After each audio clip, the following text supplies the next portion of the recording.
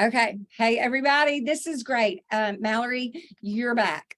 You have been on this show before because we have found out, Mallory Lamm, that people, this topic, what we're going to talk about, what we've talked today, what we've talked about with you in the past, people want to listen to everything that you have to say. So before we dive into this just real important conversation, I just want listeners, if they did not hear previous episodes of yours, I just want to casually introduce you just as I know you, but then I want you to tell the people what you feel like is good to know based on who you are in this conversation that we're going to have today. So, Mallory, I know I probably said this before, but as I knew you as a student at Union University, and then you left here and you went to Samford and got your master's in social work. Did you get your undergrad in social work? Yes. Yes. Okay. You were somebody that I from afar, just even as a student and as a young adult now, I don't know how old you are. It doesn't matter, but I know you're less than 30. You're still a baby to me. But I've always deeply respected you and appreciated just who you are, the confidence that you have about yourself, your desire to learn and to know people and to serve people well, to love people well. You've had that ever since I've known you. I don't know if you could say that, but to watch you become who you are today has just been a real joy. And just watching you thrive in the counseling world and this expertise and this topic that you have that we're going to talk about tonight is just, I mean, I'm just like a parent, just grinning from ear to ear. So I'm so very proud of you. Always been proud of you. Thank you for joining us again, as always. But tell the listeners what it is that you want us to know about Mallory Lamm. Well, first of all, y'all are so sweet, and thank you for having me back. I always, like, when I describe y'all, I'm always like, these are my spiritual mamas in college. And so just a joy to get to stay in contact with y'all. But so, as I said, my name is Mallory Lamm. I graduated from Samford with my master's in social work, and I'm a licensed clinical social worker and supervisor here in Birmingham, Alabama, and have my own private practice. But prior to that, I worked at 2 universities, so I love college students. And then I went on and worked at an eating disorder treatment facility in 2020, and was there for a little bit before opening up my practice, and then have just kept specializing in eating disorders. Truly, like, disordered eating disorders was so prevalent in college campuses, and then working at the treatment center, it just made a lot of sense to me, like how it happens and like how culture has influenced it. And so that's why I just kind of continued in it. And it's such a prevalent issue that it's something I'm just like super passionate about. And so it was never something I sought out to specialize in. It just kind of happened. I mean, I think we all have our own histories of being disordered with exercise or eating or whatever it is. And so I've healed my parts and now get to help others and really enjoy that. That's so good. I think that, and I know we've talked, sometimes you're just like, I feel like we've talked about this before, but I think so much of this is worth repeating.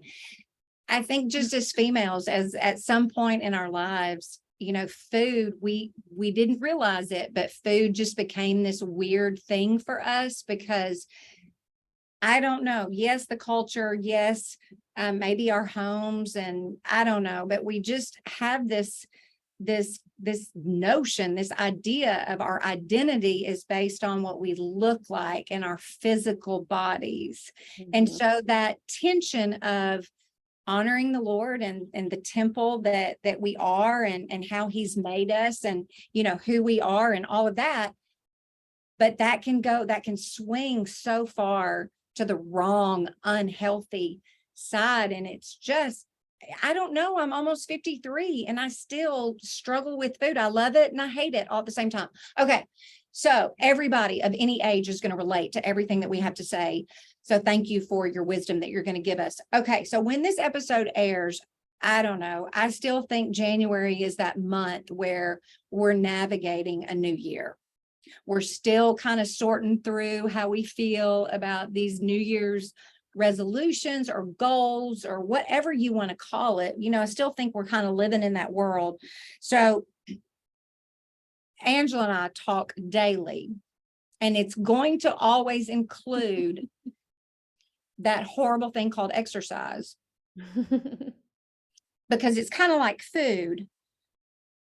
And food and exercise, but specifically for today, food, we're thinking about taking care of ourselves and getting in shape. And getting in shape and taking care of yourself means different things specifically to different people. And so if I were to say to you, or how could this be problematic? I'm going to get in shape. Like, what do you do? What are you doing with that? If I'm sitting in your office as a client, I need to get in shape. What do you feel inside? What are you thinking? What are the next questions you're asking? Where are you going to go with this? Mhm. Because it seems so innocent and casual. Totally, because that is so much of what culture is telling us to do is to get in shape. That's the New Year's resolutions, and January is so big with that, and so many diets being advertised right now. But the first question I would ask is like, what does that even mean? Like getting in shape, because we all have different bodies and different body sizes. Like we were never meant to have the same size body. That is not how we were created. That is just not how scientifically things work. And so I would ask, well, what does it mean? And like, is there a possibility that we could like zoom out and think about what are you actually saying in this? Are you saying you want to exercise more? Are you saying you want to find a way of moving your body that actually feels really fun and enjoyable to you where you're not dreading it? Does it mean that you want to eat meals that are balanced and have you're not cutting out any sort of food group? Does it mean like I want to be able to take care of like my mental health? Like can we look at this from a holistic perspective? Or even I think there could be, spiritually like goals that you're setting in that regard. And so I would encourage somebody to zoom out and to look at the whole picture. Because in reality, if we're thinking about this from a spiritual lens, like God created us and called our bodies good from the very beginning. And yet oftentimes we are doing the very thing by saying I have to get in shape, like my body is bad, and it's coming from the shame perspective, when it's like, no, my body is already good, but how do I live from that place that my body is good and just have healthier habits? Because having healthy habits is not bad. Right. You know what I heard this morning in Genesis 3, where, the Adam and Eve are ashamed for the first time of their bodies. And the Lord says, who told you that? And they had been naked the whole time. But when the devil's voice got in their head, all of a sudden they're ashamed and aware of their bodies. How does that tie into this conversation? Yes. So when thinking about shame, like I always say, like shame does not produce behavior change. And so many times we want to shame ourselves into being like, I got to do better. I need to lose this much weight, or I need to fix my body. I need to be thin. And it's like, God's never said that. Like that was never in the Bible. Like God truly is not talking about our bodies in a negative way. It's only ever in a neutral or a positive way. And so like, why are we talking to ourselves in a way that God isn't talking to us? Like those things just doesn't match up. And oftentimes when there's so much shame, like that actually drives us to really unhealthy behaviors and drives us crazy. It is just filled with such darkness. And so what would that be like to remove the shame from our food and bodies? Like I love what Jess Connolly says. She always says like shame off of you. Or like Brene Brown, she says whenever you can identify what that feeling of shame feels like, she just says it over and over, like shame, shame, shame, get off of me. Mhm. And so it's like, what if we just called that out? Like what if those were our conversations with our friends, instead of like, all right, y'all, what's the new diet we're doing this year? It's so terrifying. And again, it goes back to just that tension of honoring our bodies, but doing it in a healthy way. But somehow we've grabbed a hold of, and everybody's mental Pinterest picture is a little different. But if I were to make a guess, an unprofessional guess, I would say for a female, we want it to look a certain way, which means there's no fat on it. It is lean and muscular and, all the things. And so if you felt that, believed that, tried to live by that, there's going to come a time when that does not exist anymore.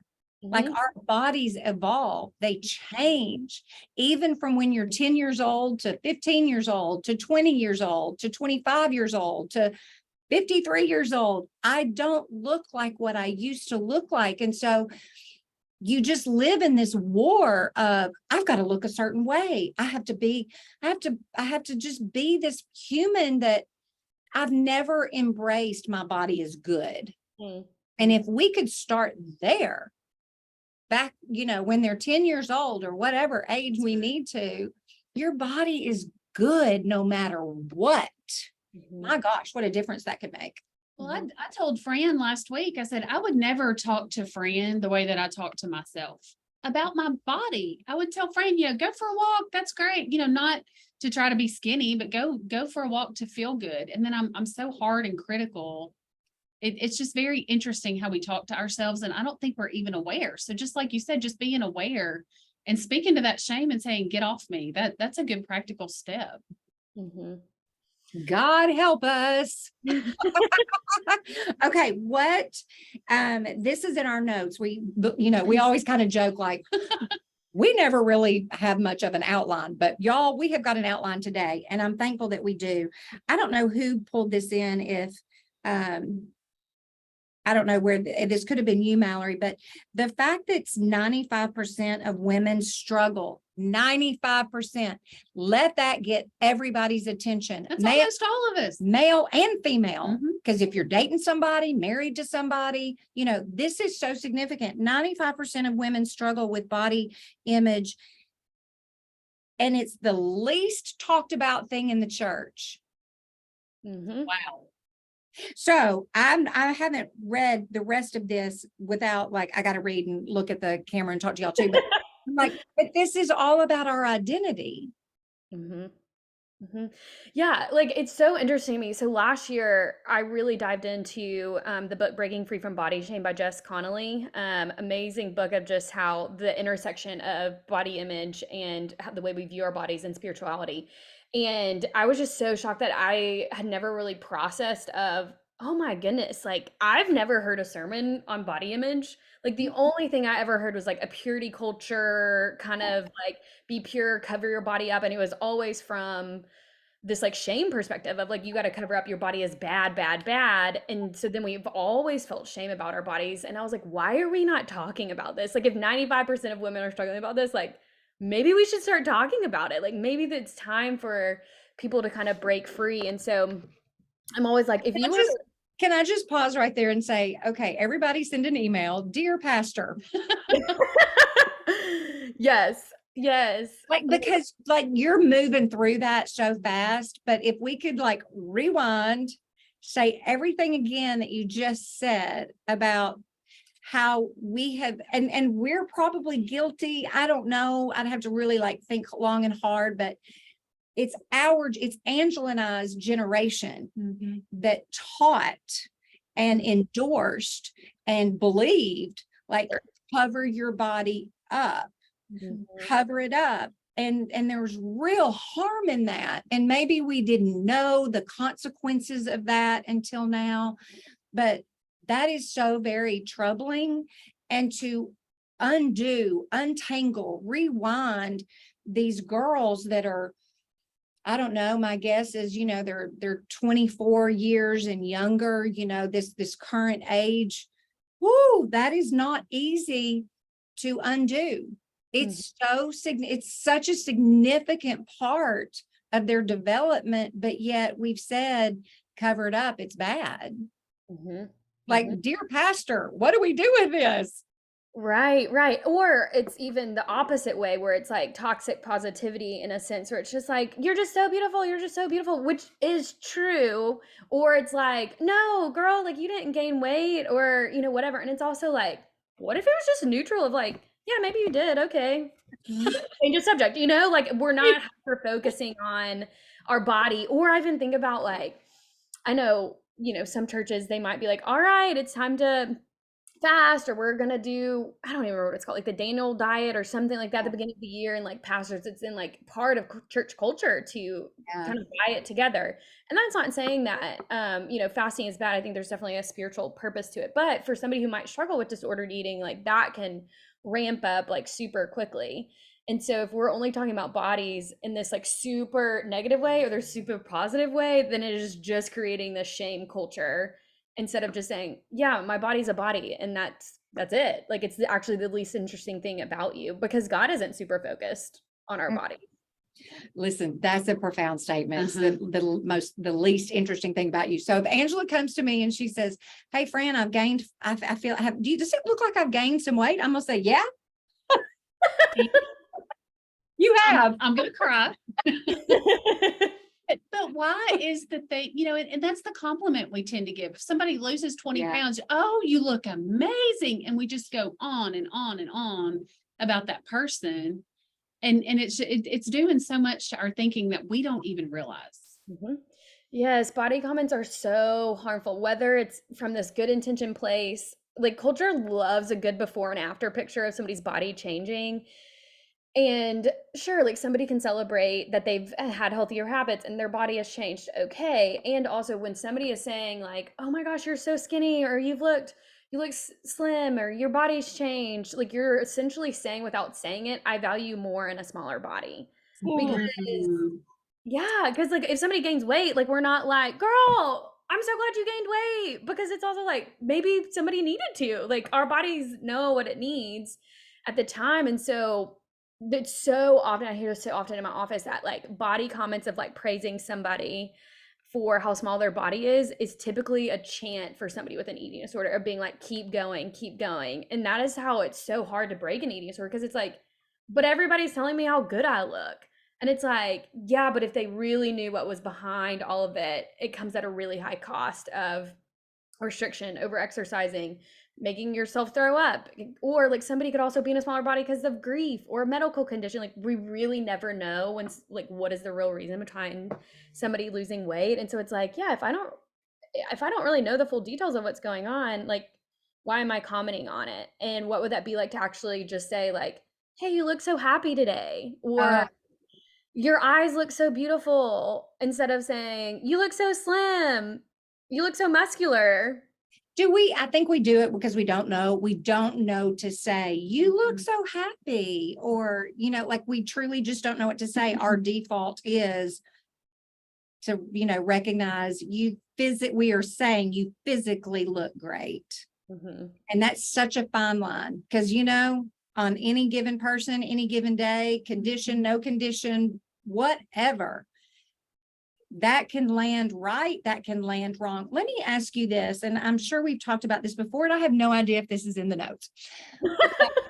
Since we love college students and just care deeply about what's happening between the ages of 18 and 22, what do you see as the most common event? Did it start in college? Where does that eating disorder, what makes a girl all of a sudden wake up one day and say, because I'm telling you, you put this in the notes, and I do this not because I want to be skinny, but I know that for me, I can skip a meal and I can just get coffee across the hall at our coffee shop and I'm full, but Mhm. I'm not feeding my body nutritionally. But I can see how that can become, I'm just not going to eat. I'm going to grab coffee instead. So where does this start for the 18-year-old or whatever age we want to say?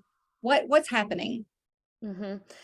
Yeah, so I think two places. One, it often starts in the home. If it's growing up and somebody were to go into college with disordered eating habits, it probably is starting in the home. Like mom is dieting, mom's always focused on the body, making comments about the child's body. So I think that is definitely a huge factor. And then you throw in college, and all of a sudden it's a huge time of transition. Anytime there's a huge time of transition is such a trigger for, because essentially when we are trying to control our bodies and food, it's a way that we're just trying to find a sense of safety. And so when there's a big transition, that makes a lot of sense. So this happens all the time in college when they're trying to figure out who they are, and so they want to make their body be the smallest that it can be. They're trying to date, and so there's this mentality of like, I have to be the smallest version of myself in order to get a boyfriend. Or you're doing little diet challenges with your sorority sisters or your friends as a me. It's because it's so like diet culture is so bonding that oftentimes it's just like, well, this is just the thing that will bond us all together, like we're going to do this.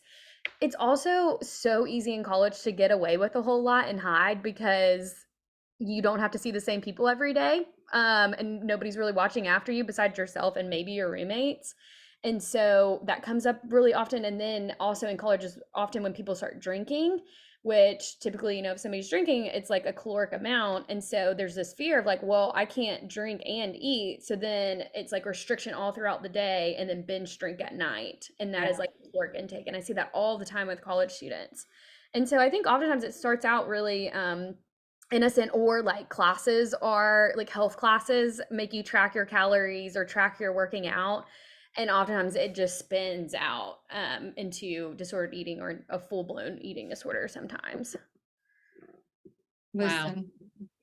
Listen, This is a lot. And it's good because I've always heard eating disorders and it seemed like something really distant and far and just not anything that I had any personal experience with. And I don't know that I do personally, but I also, not with a true disorder, but I have no doubt that I have disordered thinking and Yes. thought patterns, and Sure. I was not aware of that. Mhm. So I'm now that I'm trying to notice it and pay attention and be food neutral, that's Mhm. difficult. Mhm. Can you It's talk to us a little bit about what food neutral looks like? How do we keep from food being good and bad and just being neutral or positive or fuel? Like, what are some new ways we need to think about our eating and our food? Mhm. Yeah, I think so many times culture likes to say, like, this is good for you, this is bad for you. And anytime there's a good or a bad or a positive or negative, it's essentially creating this sense of morality. And wherever there's a sense of morality, there's shame if you don't do things the right way. And, all of that came about as a way for us to put rules around food to make us feel better about ourselves. There's so much research that, well, this is good and this is bad. And you're going to find whatever you're looking for, you're going to find it. And so it is just so crazy these days of social media. Like one person's going to say this is good, one person's going to say this is bad. So in terms of like creating a neutral relationship with food, I think the best exercise is to figure out what your food rules are. And so what I mean by that is, like, an example is kitchen is closed after 6 p.m. Like I can't eat after 6, or I can't eat until 12, or only 6 grams of carbs a day, or no sugar, or no coffee creamer, whatever it is. Like those are all rules that we create to make us feel better about ourselves. And we could camp out on that for a very long time. yes, Carbs are bad in this culture of keto. Sugar's terrible. Get rid of it. The coffee creamer, like it's so overwhelming. Like I'm like, I can't have anything. sure. And I mean, there was even, I always tell this story with my clients. I mean, it was probably a year ago that I was at the grocery store and I realized a food rule that I've had for so long, but it never came up. Like I would always avoid buying Sprite, or the winter cranberry Sprite is my favorite. I would avoid buying it because I've always told it was bad. Like sodas are bad. There's like so much sugar in it. And then I was like, I'm breaking this food rule. I'm going to buy this because I actually really love it and I enjoy it. And so that's the easiest way to figure out your food rules is go into the grocery store, and whatever food items you're avoiding or telling yourself to put back, it's probably a food rule. And so if you make a list of all your food rules and then sitting with it and being like, okay, where did this rule even come from? Like who taught me this? Is this like from culture? Is this from family? Is this from a friend? What would happen if I broke it? Like I think the first step is like, can I hold curiosity about it? Because it would be really kind of scary to all of a sudden now just like be loose and be like, I can eat whatever. Because people are always saying, well, then once I do that, I'm going to eat burger and fries every day. Maybe, but also probably not, because one, you're going to get tired of it. We Right. as humans really like variety, but also like we can trust that our bodies are it's gonna crave what it needs, and it's gonna let us know when it's needing something different. And so whether that's like you might not like salad, so maybe you'll crave a salad, maybe not, but maybe you'll crave something else that has those exact same vitamins. Because like there's so many foods that actually break down chemically in the same way, and that's what I've learned from like all my dietitian friends. And I know that whenever I have any restriction around food, I'm always going to feel out of control around it. And so once I actually take all the rules off, then I'm no longer like, oh my gosh, I want to eat that cake. I want to eat that cake. But no, I can't. I can't. It's just like, oh yeah, there's cake. Cool. I can have a bite. I can have a whole slice. It feels neutral. And learning how to like actually fuel our bodies. And I think that you can totally be aware of, okay, I probably shouldn't eat pasta for lunch, like only pasta because I'm going to be really tired in the afternoon. why don't I add some protein to it? And so then I can actually feel full longer, and it's going to fuel me throughout the day. And it's also going to satisfy my taste, because food is more than fuel. It's satisfaction, it's connection with people. Like, how many times are we always like, let's go to dinner? Like, food is such this connection point with people. And I think food can be really fun too, can be so creative, and can be such a connection point, that oftentimes we demonize it when it's actually such a wonderful thing. It's all throughout scripture. They gathered and broke bread together. Mhm. Well, and it's so interesting because Angela and I are old enough to have experienced a lot of different trends or what is culture. I can be the old lady here and say, listen, I can remember back in the day, none of this conversation existed. What were there problems? Did people have eating disorders? Yes. But it has escalated. It has become food and our body, especially food. We're talking about food right now. Food has become this thing that we are trying, the industry, culture, people, all of it is trying so hard to control and just make it all about these rules. You've just got to follow these rules. If you just follow these rules, then everything's going to be a-okay. Whether that's, everything, listen, in 10 years, we're going to be hearing something else. I can promise you that. Yes. So whatever they're telling us now, it's going to change and become something else, because that's just the way industries work. And I just think like we're not made to just follow these. You can have this and you can't have this and you can't have more than this many grams. And I just think that's just dangerous. I don't know. I'm not a nutrition. I'm not an expert like you, Mallory. I just think it's just feels so like smothering and restricting. And like you said, like trust your body. Trust it. And it's so salesy. Remember Snackwell's cookies and those wow chips? And you're like, yes, it's low fat, but all I'm eating is processed chemical junk in the name of being low fat, reduced fat, fat free, disgusting. And then no carbs, no fat, it always swings. And if we would just say, like you're saying, there's so much freedom in saying, I can have anything. What does my body need to feel good? Well, because you know what? We all know. I can promise you, if you do, like you said, if you decide to live off the burgers, the fries, the milkshake, the cakes, the cookies, all that stuff, you're going to feel bad. You're going to crave carrot. And you know what? You've got the sense to know, you know what? The food is doing this to me. I've got to make some adjustments here, but those adjustments are going to become, I've got to get some professional help. I've got to get to the root. We can't put everything in a box. We cannot put our whole lives in these little boxes that you've got to somehow navigate and live in. You're just going to be miserable. You're going to be miserable. Okay. Yes. Oh, go ahead. Nope. You got it. Okay. Eating disorders, you have taught us this past week, is the number 2 deadliest mental illness. Not heard that. Never knew that. Never ever knew that. And I'm sure during COVID, the numbers went up. I mean, we're just seeing all these studies coming out of this. I want you to talk to us because we are so knee deep in college world and we are hearing about it, seeing it, experiencing it. I've got friends my age who are suffering from eating disorders. We've got college friends who are, it seems very prevalent across the board. For people listening who just need a just overview of what eating disorders are, how they're showing up, what we need to know, just hit the high points with us on that, if you will. Yeah, little eating disorder 101. Yes, we need it. We need to learn about this. Yes, absolutely, because I think it can definitely save a life, because it is the number 2 deadliest mental illness. It actually used to be number 1, and I think it was in 2021 maybe that substance use and like heroin use won out over that, but it's still and I think oftentimes we're like, oh, that doesn't feel real, because you might feel really distant from eating disorders. And it so frequently, if we are messing with food and restricting it or binging or purging it, like it messes with somebody medically so quickly. And that's what I see now still in my private practice, but especially in treatment, like medically, like our bodies literally will start shutting down and go into survival mode when it's not fueled properly. And Mm. so just even thinking about like some signs to look out for, because I think oftentimes we think these are signs that are most of the time, like some of them could be like, oh, those are healthy signs, but it could actually be a sign of an eating disorder.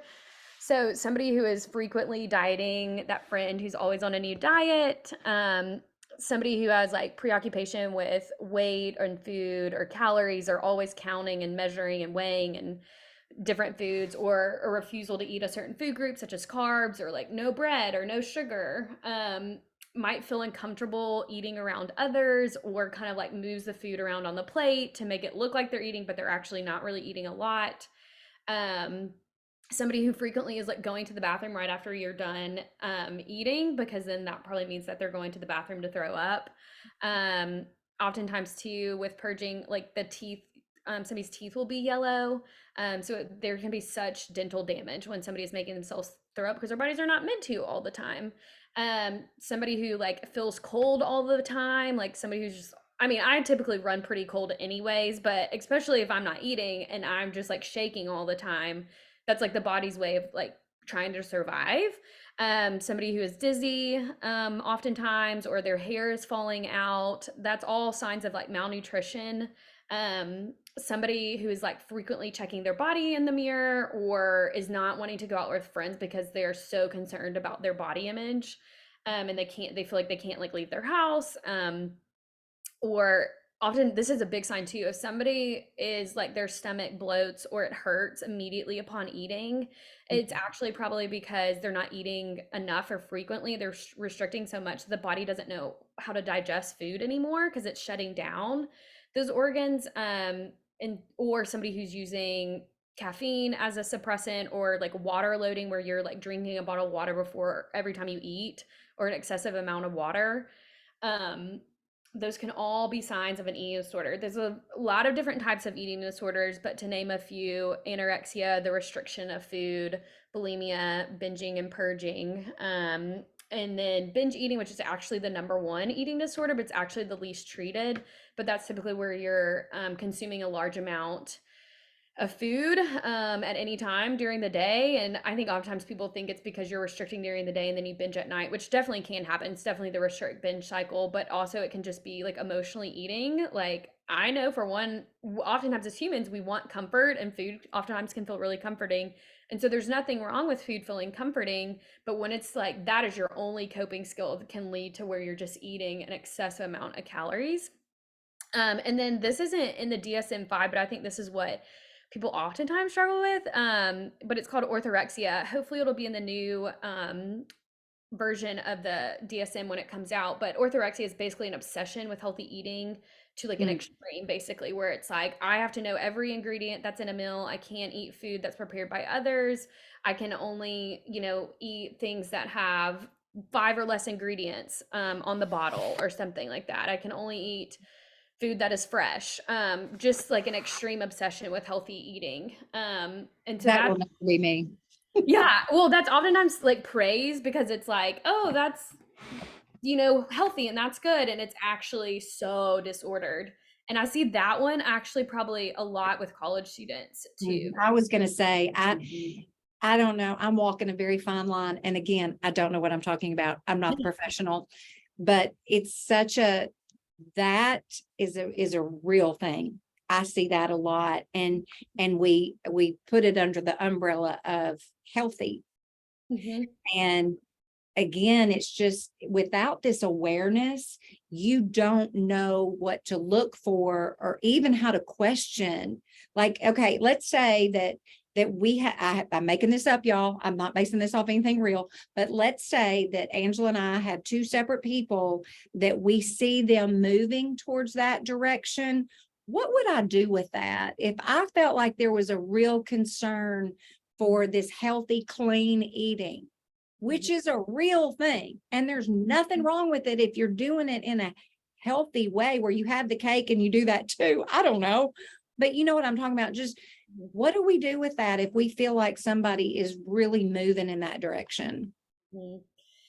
Yeah, so I think calling them out on it in a really kind and gentle way, or like even just, I always say like curiosity will take you way further than judgment ever will.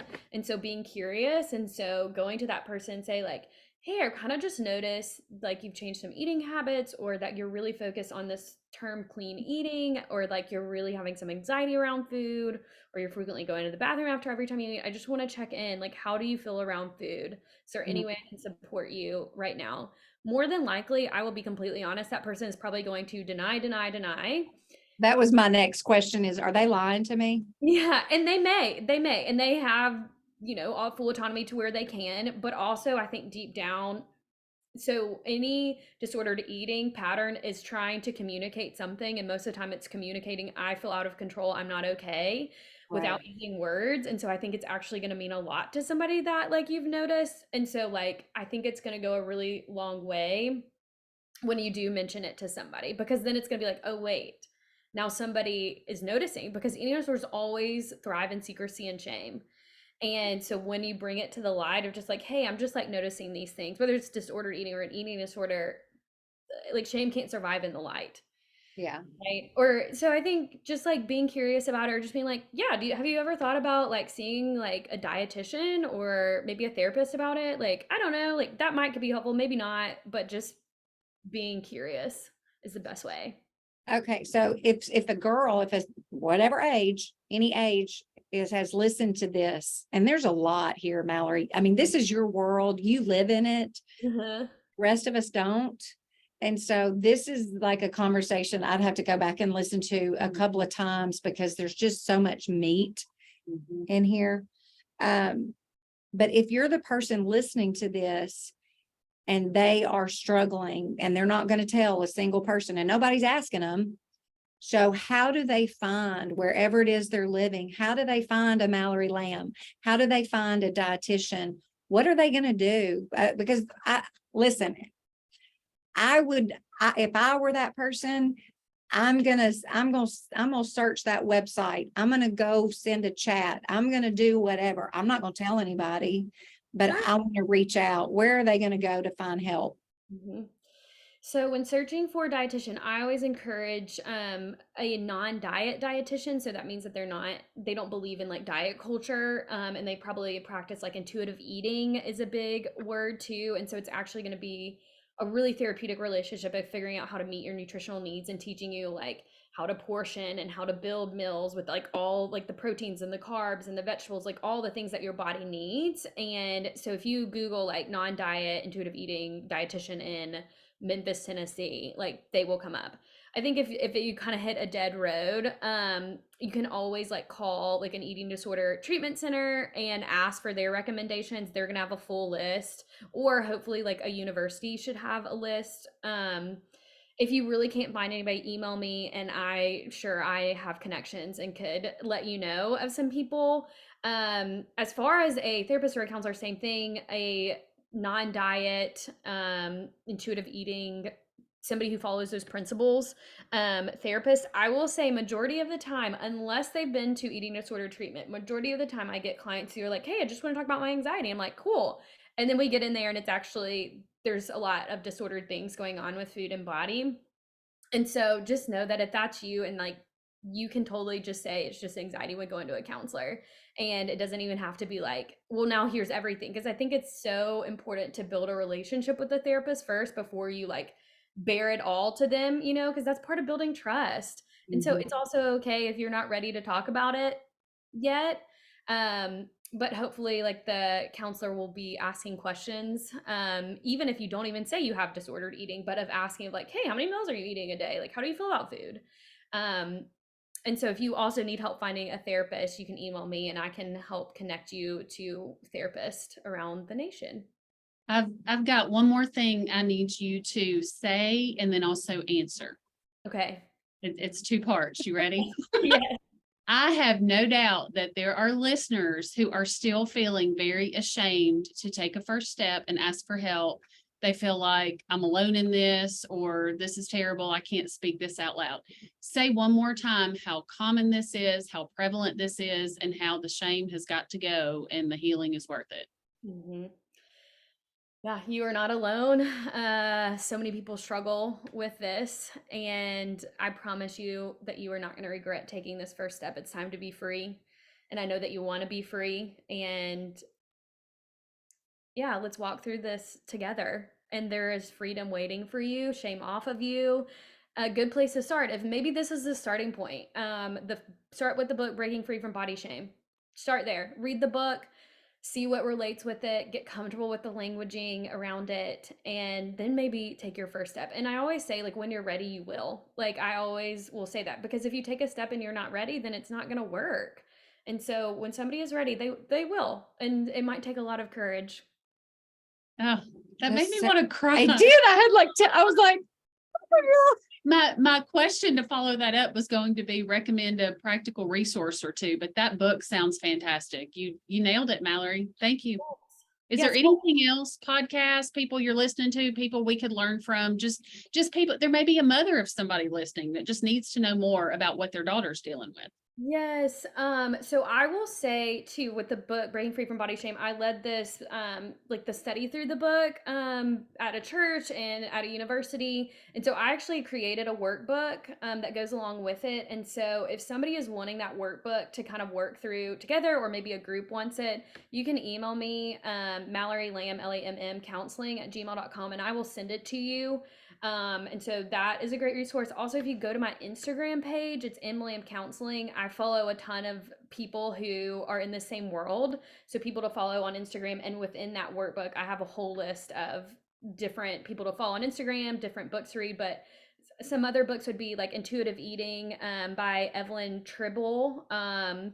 So there's a book, there's also a workbook that goes along with it. There's also like a daily, I don't want to say devotional, but it's like a daily like thought on intuitive eating. And so it breaks it down to where it's not like not super overwhelming. And so that's a good way just to get a little bit of something. Yeah, those are probably, or the book Anti-Diet is a really great book too. It's very overwhelming. I will say it's very scientific, but great book too. So those are some places to start.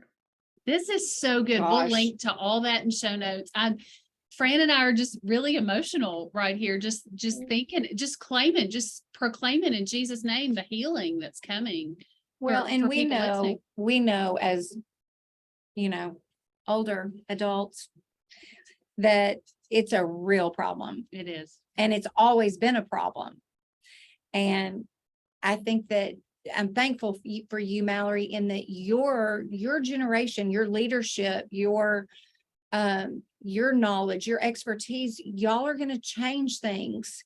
You're going to begin, you are turning things around, and it's going to take a long time, because this negative, unhealthy world, this culture, these industries that we're living in, it can feel probably to you very overwhelming, like this is impossible. It's so difficult, but this is the first time in my 53 years where I have felt like there's hope. There's hope for these girls. We are talking about this out loud and empowering women to untangle daily, years, but just daily, what's unhealthy and harmful in our lives when it comes to food and body image. And so bravo to you. Thank you, thank you, thank you, thank you. Mhm. Yeah, thanks for having me. Always enjoy talking about this stuff, and it can feel daunting. Yeah. And yeah, it's so true. Like, this is the world that I live in, so it's like, yeah, I talk about these things every day, but to other people it's like this is actually such a shame-filled topic. And so if this is the first time you're kind of hearing these things, it's okay if it feels overwhelming. Take it one step at a time. Yeah. Well, you've given everybody good information on any level, and then we've got resources to give people, and whether that's taken, whatever that first step is, whether it's the first step or the first step again, wherever somebody finds themselves, I feel like they already feel some relief, and I feel that. And so anyway, thank you, Mallory. We love having you on the show every single time. I pray God's abundance, blessings, and favor over you and the work that you're doing. I have no doubt you are loving your clients so very well. So keep pressing on, sister. Keep pressing on. Thank you. All right, everybody. Thanks always for listening to another episode of Rambling Through Everyday Life with Fran and Angela. We will see you next time.